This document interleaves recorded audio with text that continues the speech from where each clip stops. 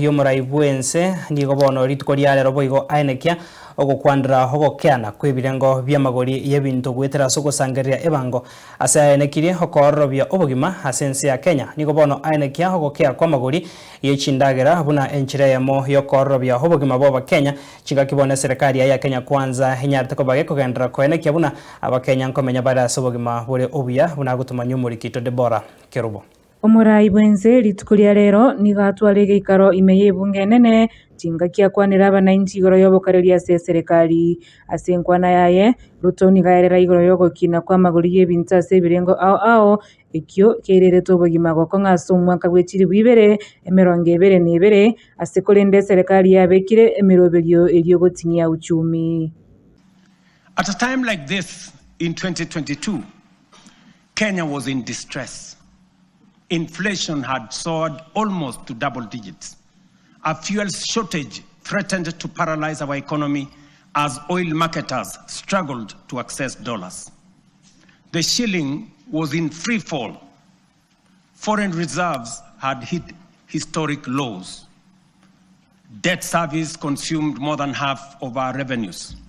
Confidence, both local and foreign, had waned.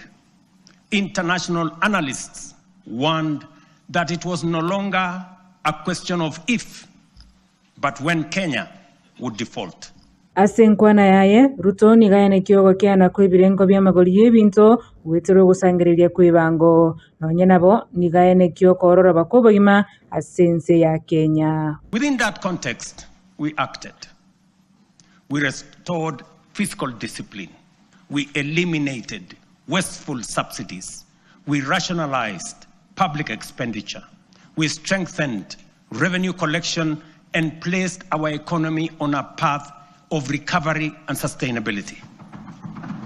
Inflation, which stood at 9.6% in 2002, in 2022, has steadily declined to 4.6% as of last month, bringing much needed relief to households.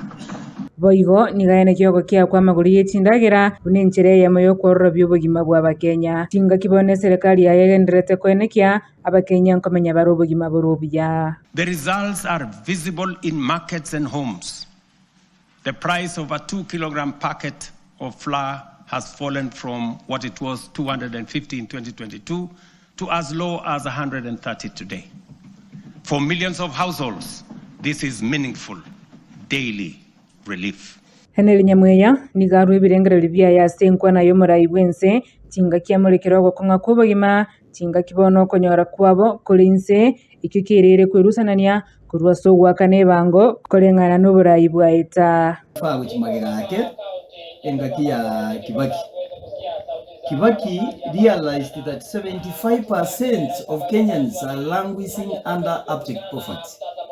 Ekera chiteko gunduago omugakori akaridiusi tax yegaja 8%.